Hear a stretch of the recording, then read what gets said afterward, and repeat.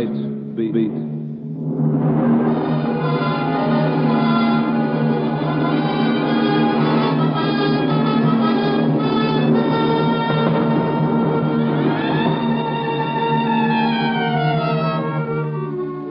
Hi, this is Randy Stone. I cover the Nightbeat for the Chicago Star. Stories start in many different ways.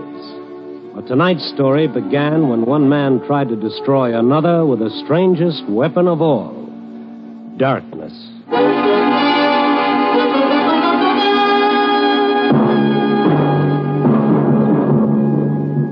Nightbeat, starring Frank Lovejoy as Randy Stone.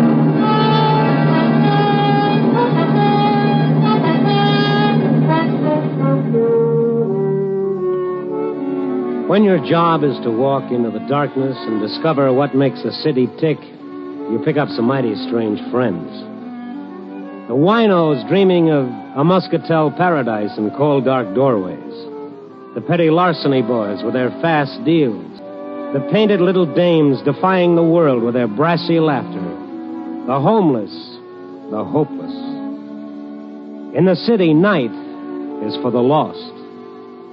And sometimes you feel a hunger to be with someone of the everyday world, some nice, well-adjusted soul who's got a reason for waking up tomorrow morning. I guess that's why I dropped in to see Bessie Chatfield tonight. Bessie's a little gray-haired librarian who has charge of a small storefront library on Huron Street. No one around this time of night but Bessie and a young fellow in a gray raincoat alone at a reading table. Mr. Stone. Well, we haven't seen you, in such a long time. Well, since Forever Amber, you haven't had the kind of high-type literature that interests me. And when you finally do drop in, look what time you get here. 10 o'clock. Right when I have to go over and start turning out the light. I timed it that way so I could get you behind those bookcases, away from that fellow with the reading desk. Well, I'm afraid your timing is about 35 years off, Mr. Stone. These light switches. Why do they always put them up so high? Aren't you going to tell that fellow it's time to go home? This is the way we tell them. We flick off the lights and then flick them on again. First off, like this. No, don't do that. No! What? Turn the lights on quick. Let me handle him. What's the idea of doing that, mister? That's supposed to be smart or something. Oh, take it easy, fella. Take it easy. Or did he pay you to do it? Is that the deal? Huh? You tell George Brewster that the game doesn't amuse me anymore. You tell him if he keeps that up, I'll kill him. Oh, wait. I turned the lights out. It's closing time. What? Closing time? Oh. Yes, of course. What's wrong with you, buddy? You sick or something? Sick, yes, that's me, sick. Only mine's a childhood disease. Childhood. Now, what in the world was that? I don't know. Ever seen him before? He's come in a couple of times this week. Spent all the time reading some reference books at the table. Seemed to be such a nice, polite young man. Considerate, kindly. Let's take a look at those books. Oh, my heavens, my heart is beating a mile a minute. And did you see his face? It frightened me. He was even more scared than we were. Of what? These are books he was reading? Yes. The Mind in Limbo, Abnormal Psychology, Modern Psychiatry. Why would he want books like this? Maybe he was looking for somebody in these books. Who? Himself, Bessie? Probably himself.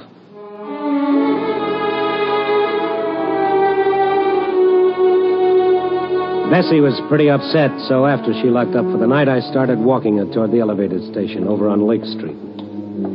We'd walked a couple of blocks through the dark, empty streets when suddenly Bessie grabbed my arm. Mr. Stone, that man down the street, looking in that store window.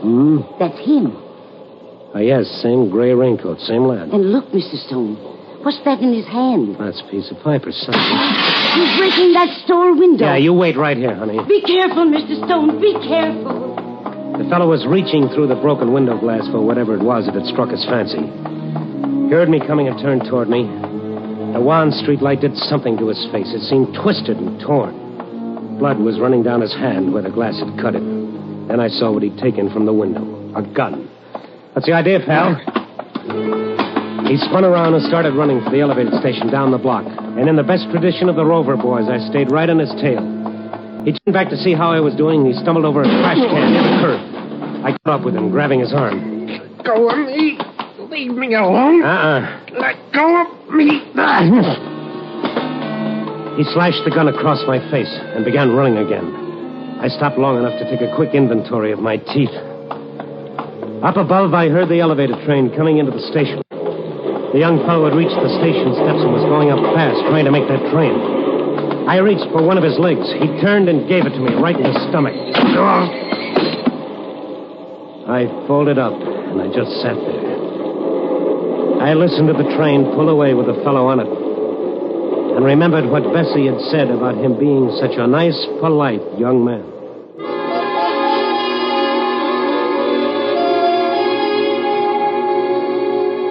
After a while, I began to feel somewhat human again. I notified the police what had happened, and they sent a squad car out. After they left, I remembered something, a name this nice, polite young man had been throwing around, George Brewster. I found a phone book in a cigar store. There were 3 George Brewsters.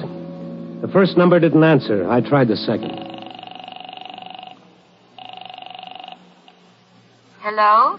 I'd like to speak to George Brewster. Oh, he's not in right now. Is there any message? Who is this? I'm his sister. Is anything wrong? Well, if this is the right George Brewster, something is wrong. Is there any reason why a young fellow should want to kill your brother? Oh, that would be Morrison. Oh, I warned George. Morrison, huh? Tom Morrison. Where does he live? Our old apartment, 612 Hamlin Avenue.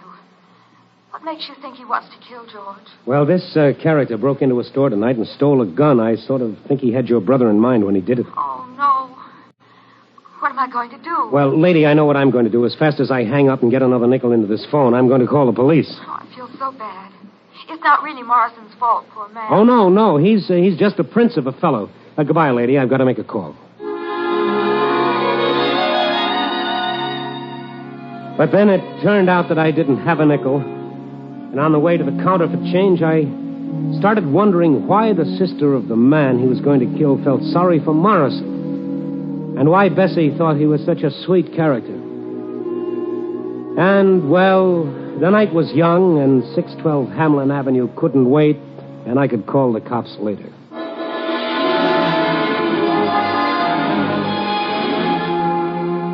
.612 North Hamlin was a second-floor flat on the north side. I got there a few minutes after 11 that night.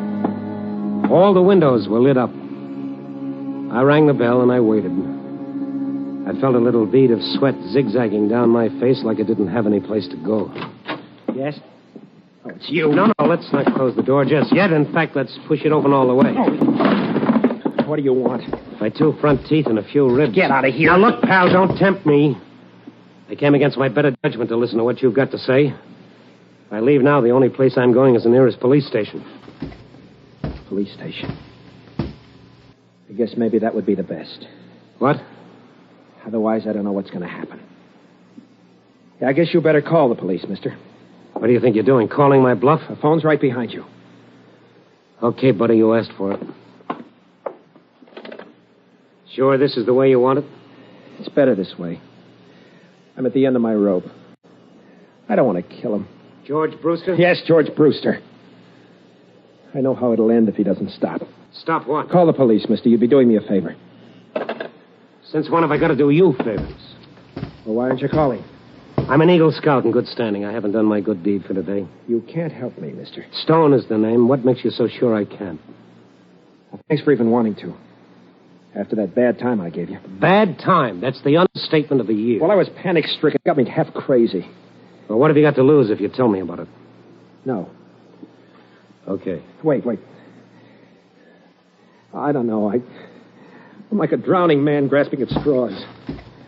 Look, maybe if you talked to Brewster, told him what he's doing to me, maybe he'd leave me alone. Well, you never can tell. But I'd have to know what I'm talking about. It's quite a story, mister. These lights. Look at them. Bright as the sun, aren't they? Lamps. Overhead chandeliers. Look at them. I'd hate to see your light bills. Like some men need drugs. That's how I need these lights. Come again? My sanity depends on it. My very sanity. On these lights? It's a sickness. You've even got a name for it. Noctophobia, it's called. Fear of darkness. Fear of darkness? That's for kids. I take that back. I'm sorry. Don't be. I quite agree. Kids. Or neurotic women. But in a man of my age, it's quite ridiculous. When the day starts drawing to a close, when the night starts crowding in.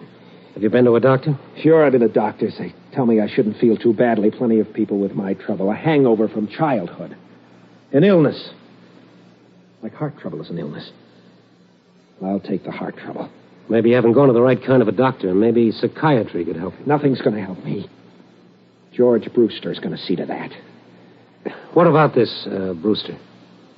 He's trying to destroy me. With the strangest weapon of all. The strangest weapon of all? Yes. His weapon is the night.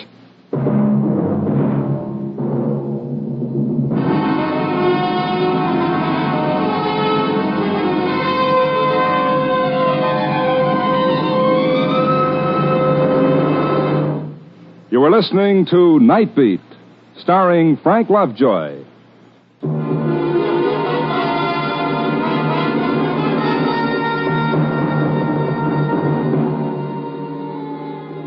It was a weird feeling standing in Morrison's brilliantly lighted parlor, listening to him tell me about his terror of darkness.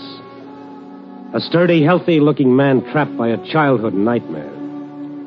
I felt guilt listening to him, like I was eavesdropping into a dark corner of his mind that was nobody's business but his own. And yet he had to tell me because he needed help. Because George Brewster was using Morrison's fear to destroy him. I was sent to Chicago by our company to replace Brewster, Stone. Till he found out why I was here, he couldn't do enough for me. He even got me this apartment. Greater love hath no man. Then he found out what the setup was. He changed fast enough. How did he find out about this fear of yours? Well, I'm telling you how. The other night, the two of us were working alone in the big vault down at the office, working on some old account or other. The overhead light, it blew out. Uh-huh. Well, it was so sudden, I couldn't help myself. I tried to keep calm, but... Well, it's like something tearing me to pieces inside. I couldn't breathe. I couldn't... Finally, I had to run. So he found out about... No, he wasn't sure, but... Started him thinking. Yes, I see. Next afternoon, he came over to my desk. He was jovial, friendly, like he'd been in the beginning. Saying we'd been at each other's throats long enough. Inviting me to have dinner with him that night. Right from work, we went to his favorite spot on the north side, a place called the Catacombs. I began feeling uneasy the moment I entered.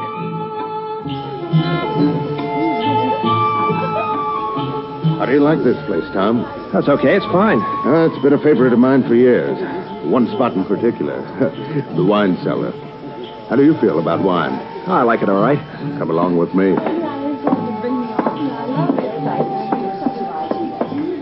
I'm a wine man from way back. Say, George, I wanted to talk to you about that little outburst last night. They have a different wine cellar here with a different temperature for each type of wine. I haven't been sleeping well, you see. Me, I prefer Riesling myself. Now, here we are. Huh? The white wine cellar. We'll select our own brand for our supper. Here, I'll open the door. Yeah, this is a privilege only an old customer like me can get away with. Come on. Dark down there. That's why they've got this candle here on the ledge. Got a match? Why? A match, Tom. Yeah. Here. Okay. I'll get this candle going. Good. Now, let's go downstairs. George, you think we should do this on our own? Done it hundreds of times. Coming here for the last 10 years. Well, now let's go down these stairs. Careful. Yeah.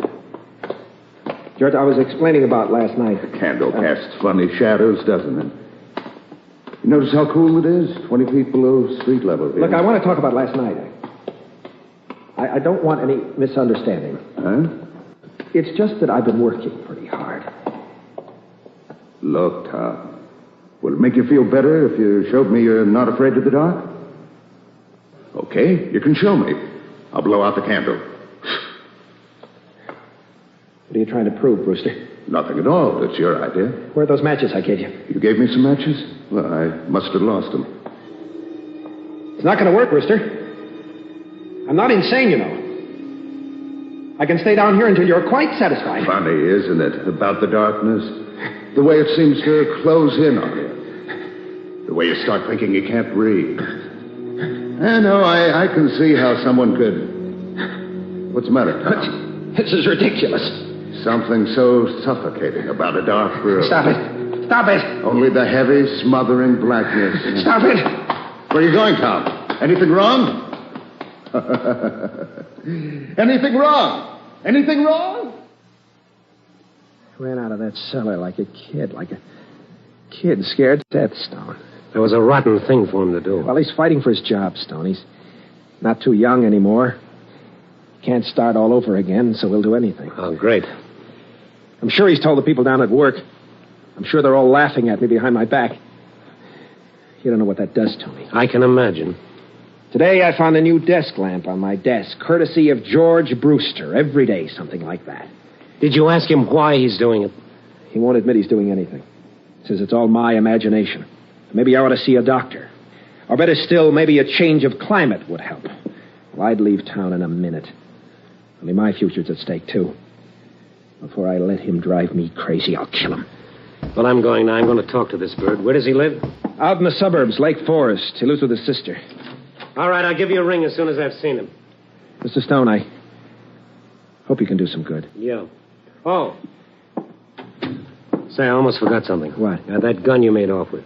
Well, Maybe if we're lucky, we can talk the store owner out of pressing charges. I'll try it. That was a crazy thing to do. I was so desperate. Wouldn't have done you much good. When they put them in the window, they never loaded. I'll let you in on a secret. If I hadn't known that, I wouldn't have been such a hero coming here tonight. I'll let you in on a secret, Mr. Stone. You can get bullets without a license. The gun's loaded now. Oh, great. All right, go and get it for me. All right. Yes, I want to give it to you. It's in my bedroom. He started for the bedroom. And then it was almost like a comedy routine where, after the big build-up, the punchline comes right out on cue. The moment he entered the other room, every light in the house suddenly went out. What happened to the lights? Take it easy. Where's the fuse box? I don't know. Never had any occasion to use it. Besides, if it was the fuse, all the lights wouldn't go out. It wasn't you. Use your head. How could I do it? I'm getting out of here. All lights out, too. Stone, Well, maybe something went wrong with the central wire. But why should it happen exactly now? Wait. Huh? The downstairs apartment. Their lights are on. If it was the wire... All right. Let's ask them where the fuse box is. Yes? Oh, Mr. Morrison. My lights went out. It might be a fuse. Where are the fuse boxes for these apartments? Out in the back. I'll get a flashlight and show you. Here we are. The fuse box is right here below our meters. Whenever the people from the light company come out, they have a dickens of a time finding it. Will you hold the flashlight steady and let me take a look? Wait a minute, Stone. Lower the flashlight just a little. Huh? It's not the fuse. Look at the master switch on my meter. Look at the one of Mrs. Graham's. Why, somebody pulled your switch down to off. Yes. Yes, someone surely did. Well, here, let me push it up. There. And look upstairs. All your lights are on again. That's probably some kids playing a joke. Now, how do you suppose the rascals ever found it? It's so well hidden. I've got a theory that all kids come equipped with a special radar for finding things like this. Mrs. Graham, tell this gentleman who used to live in my apartment before I did. Why, Tell him. you know. He even got the apartment for you. Your friend, Mr. Brewster. But what is that? Tom, that doesn't prove he did it. For me, it does, Stone. For me, it does.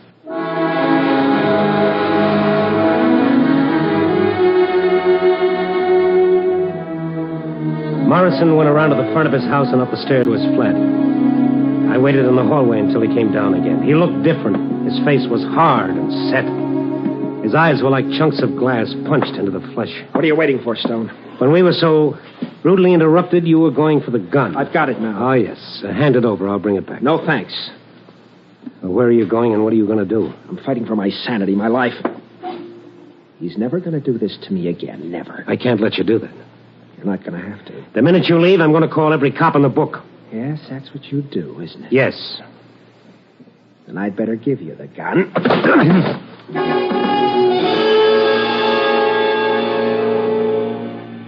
This could become habit forming. I dropped to my knees in the hallway, and then the hallway subdivided like something under a microscope, and there were 2 hallways, and then there were 4. And then everywhere I looked, there were hallways. Morrison tried to push me aside and get by me, only it was a whole circle of Morrisons. I grabbed at his legs to hold him back, and it was like grabbing at a centipede. Then all the Morrisons in all the hallways brought all their guns down on my one poor head. And that was it, brothers and sisters, that was it. Feeling better, Mr. Stone? Oh, if I felt any better, I'd call an embalmer.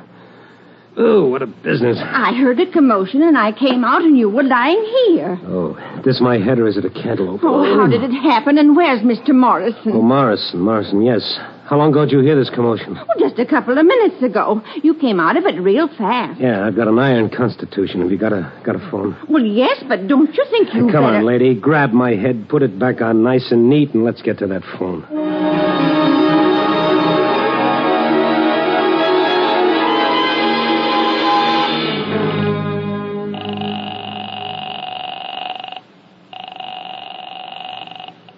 Hello? Hello, this is the fellow who called you before, Miss Brewster, about Morrison and your brother. Oh, yes. He's not there yet, huh? No, my brother is... I don't mean your brother, I mean Morrison. What?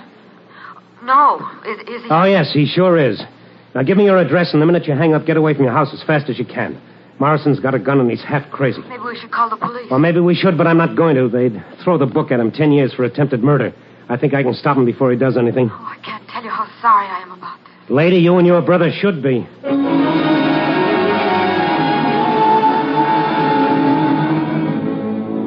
The cab got me out to their Lake Forest house in less than 20 minutes. The house was on a hill, and a flagstone path wound round and round for a city block until it reached the front porch. As I ran up the walk, my head started rattling like a handful of pennies in a tin cup. I felt weak and tired. All the time I tried not to think about what I'd find when I reached the house. And now I was at the end of the path, walking toward the front porch. A nerve deep in my throat started jangling like a burglar alarm. The house was in darkness, and Morrison was standing beneath a little porch light, his gun pointed right at me. You won't quit, will you, Stone? What have you done with him, Tom? He hasn't done anything with him yet, Mr. Stone. Huh? Who is... I'm sitting over here at the end of the porch. I'm George's sister. Oh. I didn't see you in the dark. Why didn't you get away like I told you? See? I won't hurt her. It's him. He'll be coming along soon. George would never have done what he did. I begged him not to. To take advantage of a man's weakness. Well, Mr. Brewster is coming home. What? His car is stopping at the bottom of the hill. Now he's starting the long climb. Morrison, listen to me. You just sit there, the both of you. And I must insist that you be very quiet. Please, listen to me. Please. Please. Keep coming up that path, Brewster. It's a long, long way. You must listen to me. Morrison. You don't know what you're waiting doing. near the porch light, the gun George in his hurt hand. you. He shouldn't have done that. Far below the small But what figure you're of George doing is Brewster so making a much long, worse. slow Don't you climb. realize that? You're going to kill George because he found out about your fear. But don't you see? George is afraid, too. Of bigger things. Of being 53 and seeing his whole life going down Brewster the had drain. stopped at the first landing to That's catch why his he breath. hurt you. Now he was That's climbing up the wrong. path again. He was fighting. Maybe for 100 his life, steps just as from you were his fighting death. for yours. I found myself counting the steps. Why are you afraid of Closer. the dark, Mr. Morrison? Don't you see? If you weren't afraid, George couldn't hurt you anymore. Please, listen to me. Keep your voice down. If you try to warn him, you both die, too. Keep coming, Brewster. Yes, he kept coming. No more than 70 steps now. What is there to fear about the dark? The girl's voice going on and on. Nothing in it. Brewster getting closer. All it does is hide the world. Less than 50 steps now. 40 steps. 30 steps. If you believe in God, If you believe in your own soul, how can you fear the night? What is there in the darkness that can hurt you? There's such peace in the darkness. After the heat of day is gone, the rush, the tumult, the struggle, you can breathe easy again. You can let the tightness inside unwind. He's almost close enough. Listen to me. Please listen. It's not going to work, Miss Brewster. I'm going to try and rush. Wait. Miss Brewster. Stay where you are, Miss Brewster. No. You must see me in the light. I tell you, stay where... Tom. Look at her. I didn't realize. I'm not afraid. What right have you to fear? Julie, is that you on the porch? What right have you to fear, Mr. Morrison? What right? Oh, what a long climb. Must be getting old. Well, what are you doing here, Morrison? And who's this? Oh, don't mind me. I just came along for the ride. What's this all about? I just came to say goodbye, Brewster. You're leaving? Yes. I'm going back and tell them you've done a good job here. It's not fair to replace you after so many years. You sure nobody scared you away, Morrison? Look at him, Brewster. Does he look like he's afraid?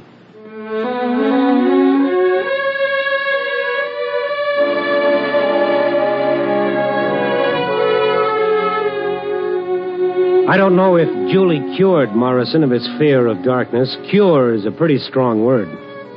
But maybe she helped. I kind of think so. I do know this. It's going to be mighty hard for Tom to fear the darkness, knowing Julie is not afraid. But neither Tom nor I will ever forget what we saw as the porch light lit up her face. Julie Brewster, who did not fear the darkness, was blind.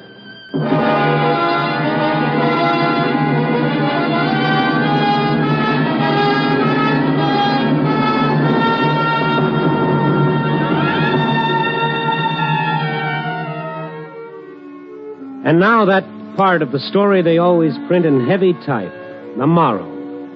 And don't smile so indulgently. Morals are very nice things. Some of my best friends have morals. You know, seriously, Julie's whole life is a moral in itself. Trying to top it is like trying to follow Al Jolson with a Mammy song. The best you can do is tip your hat to the fellow who wrote, "Out of the night that covers me, I thank whatever gods may be for my unconquerable soul." He must have had someone like Julie in mind. Well, 4 o'clock in the morning, stale cup of coffee, a tired sandwich, and a story to dictate, and I worry about my unconquerable soul. Ah, me. Give me a rewrite.